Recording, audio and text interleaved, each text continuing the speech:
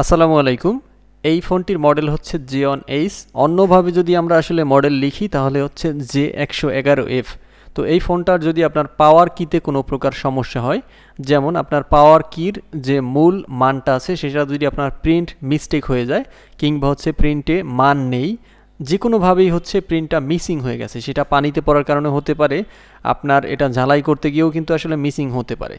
তো আপনি যদি লাইনটা খুঁজে না পান সেক্ষেত্রে আমার এই ভিডিওটা দেখলে অবশ্যই আজকে আপনি লাইনটা জাম্পার করতে পারবেন।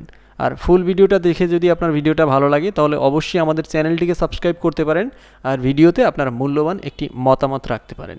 তো আমরা আজকে আপনাদেরকে এই বোর্ডটা দেখাইতেছি এবং বোর্ডের যে মানটা সেটাও আমরা দেখাবো। তো এটা হচ্ছে মাইক্রোস্কোপের মাধ্যমে যদি আপনাদেরকে আমি জুম করে দেখাই তাহলে হচ্ছে আপনারা একদম ক্লিয়ার বুঝতে পারবেন, কারণ মোবাইল ফোনের ক্যামেরার মাধ্যমে কিন্তু আপনাদেরকে আসলে বোঝানোটা সম্ভব হবে না, যেহেতু ভিডিওর কোয়ালিটি ইউটিউবে আপলোড করার পর তেমন একটা থাকে না। সেই জন্য হচ্ছে আমি মাইক্রোস্কোপ ব্যবহার করব এবং হচ্ছে আপনাদেরকে জুম করে দেখাবো কোন লাইনটা আপনি জাম্পার করলেই জাস্ট হয়ে যাবে। আমি এই মুহূর্তে লাল মার্ক করে আপনাদেরকে যে লাইনটা দেখাইতেছি এইটাই জাস্ট এইভাবে যদি আপনি জাম্পার করে দেন তাহলে হচ্ছে আপনার যে পাওয়ার কিটা আছে সেটা আপনি পেয়ে যাবেন। আর আমি যদি আরও একটু জুম করে ভালো করে দেখাই তো এই যে এই জায়গাটাতে আমরা আসলে জাম্পার করে দিছি এবং জাম্পার করার পর আমাদের কাছে যে ইউভি গামটা আছে সেটা ব্যবহার করছি যাতে জাম্পারটা কোনোভাবে ছুটে না যায় কিংবা হচ্ছে অন্যটার সাথে লেগে আমাদের শর্ট সার্কিট না হতে পারে। সেই জন্য হচ্ছে আমরা এই কালো ইউভি গামটা ব্যবহার করছি। তো সব কিছু মিলিয়ে যদি ভিডিওটা আপনার ভালো লাগে তাহলে অবশ্যই আমাদের চ্যানেলটিকে সাবস্ক্রাইব করে রাখবেন। J111F মডেলটি অবশ্যই মনে রাখবেন।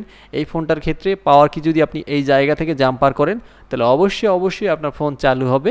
আর দ্বিতীয় কথা হচ্ছে আমাদের ভিডিওতে কিন্তু অবশ্যই মূল মেসেজ রেখেই কিন্তু আমরা ভিডিও তৈরি করি।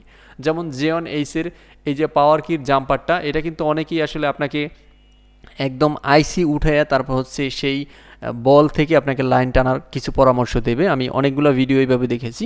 তো আসলে অত দূর পর্যন্ত যাওয়া লাগে না, লাইন মিসিং হলেই আসলে এই কাছাকাছি জায়গা থেকে আসলে মিসিং হয়। সেই জন্য আপনাদেরকে একদম সহজ যে পদ্ধতি সেইটাই আপনাদেরকে আজকে আমি দেখাইছি। ভালো লাগলে সাবস্ক্রাইব করবেন।